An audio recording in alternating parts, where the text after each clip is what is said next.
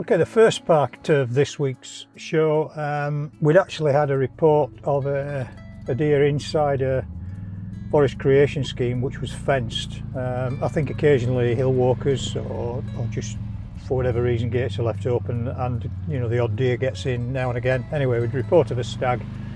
So I'd been out with the client early that morning and Graham had gone across to have a recce, see if he could find it and managed to shoot it. Which he was in a really difficult position. It's about as far away from any of the gates as you could get, and the plantation is a nightmare to cross. It's really a two-man job to recover it. So after breakfast we kind of headed out to fetch it back in with the ATV. He walked in front of the bike while I drove through, and we got the stag back and into the larder.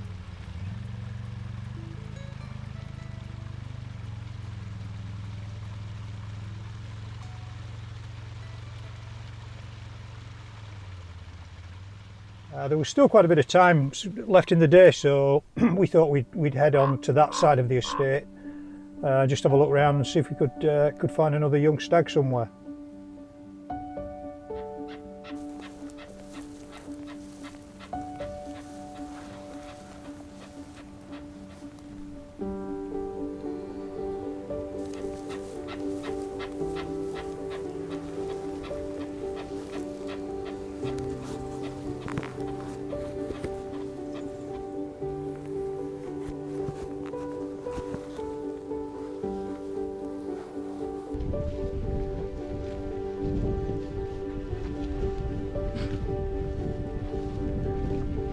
It was actually a lovely sunny afternoon, and it's kind of right in the centre of the estate, and I can get to it quite easily when the wind was in that quarter, which was northerly, so I could go out of a hill gate through the deer fence from the recreation scheme and kind of walk up over the first ridgeline, and it drops us into like a lovely little basin and a valley. And often in an afternoon, because the sun is on that the lee of the hill below us, you can kind of get into small groups of deer, little pockets of deer, and fully expected, with it being the rut, that there would be sort of hinds holding there being held by a stag, but as it happened there wasn't a blooming dicky bird, which is what stalking's all about.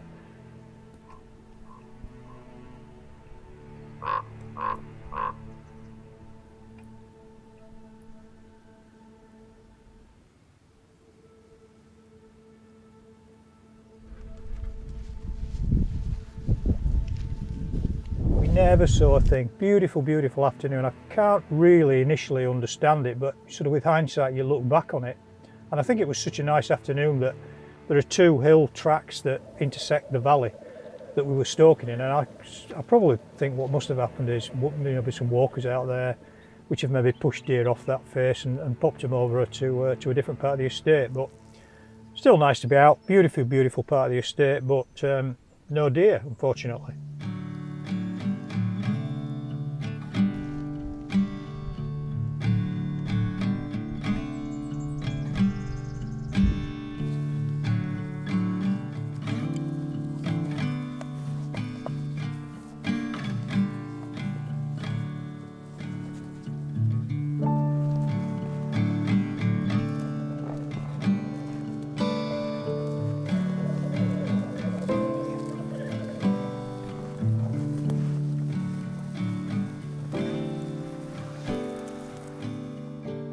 Okay, this is the second package we filmed at Kinnaird.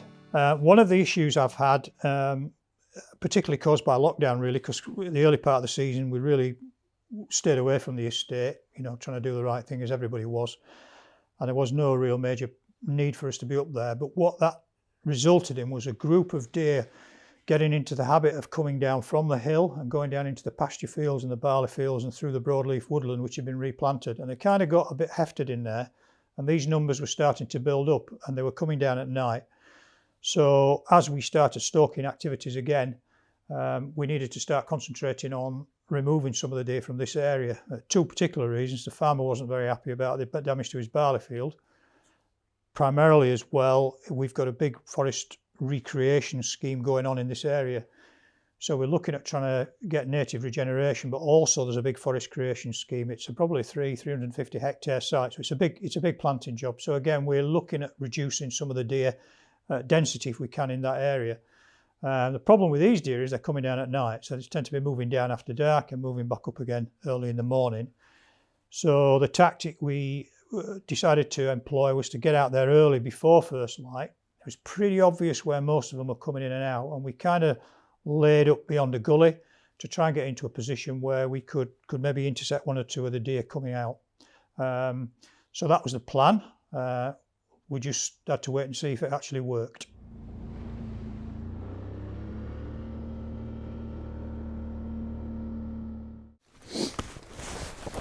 Okay, we're back out early. Up at Kinnaird, the stags are still roaring. It's a nice night actually. I want to get out onto the hill before it gets light. Try and get into position. It's a tricky way. It has been for the last few days up here.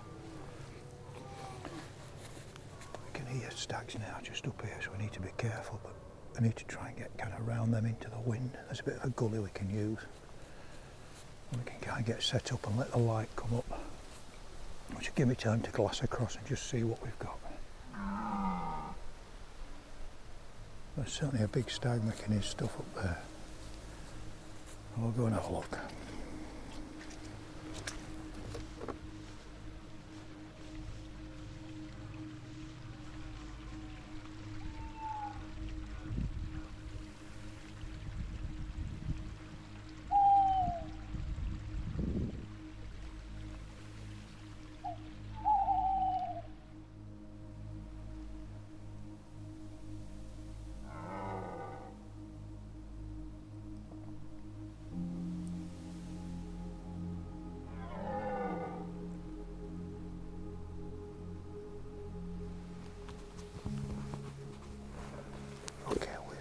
To crawl up a stream valley. The wind's a bit tricky, it's blowing us down the valley, so it's at a lateral angle. I don't want to go any further forward because there's quite a few deer holding below us. At the moment they're about 350 yards. We're just hoping they start to push up the valley, which will bring them into range. Stags are still rutting quite hard, you can hear.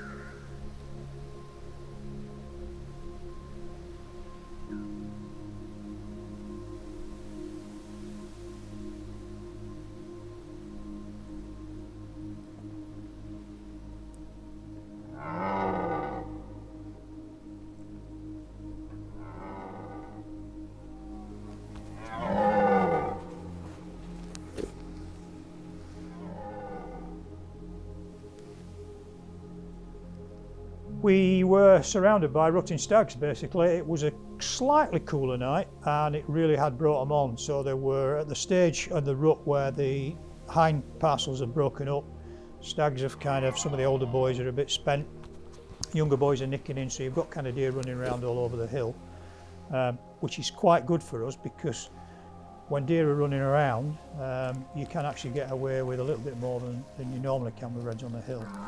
So we were able to get into a position without kind of disturbing too much around us, and what I specifically wanted to catch were deer coming back up from the field. So I was particularly wanting deer coming from kind of down below us to our left. So we were able to watch a lot of activity going on around us as the light came up, and then we could see kind of deer drifting up.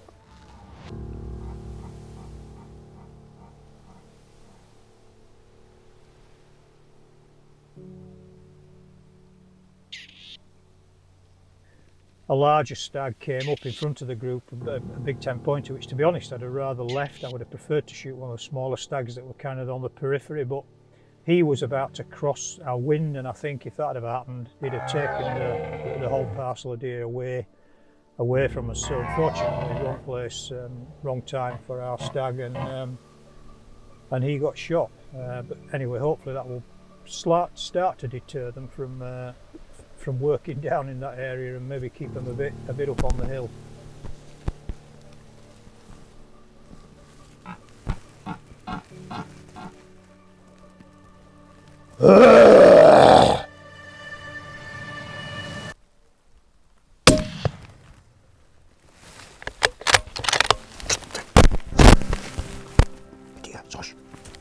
Sasha, what you doing? Get in here. In here. Sit down.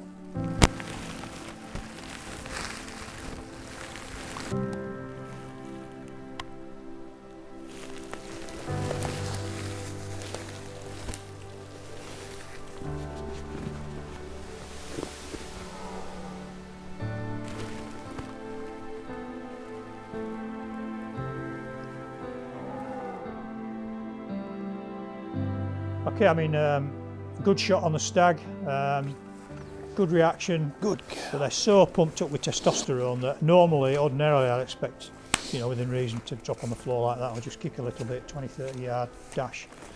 But these things can really go quite a long way because they really, really are hyper, and they've had kind of a month to 3 weeks of just testosterone fueled, basically fighting and trying to have sex really, so they really are pumped. So it ran a bit of a distance and then kind of just basically toppled over and expired.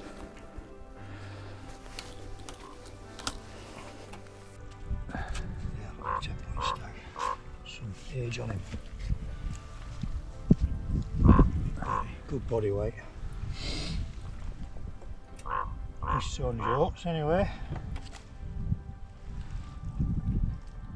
A bit of fighting going on.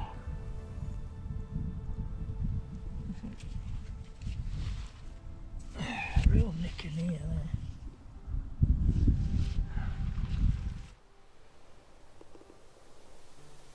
And again, a relatively easy recovery because we can get the ATV from probably about a quarter of a mile away and literally bring it straight back into the deer and then take it back through into the larder.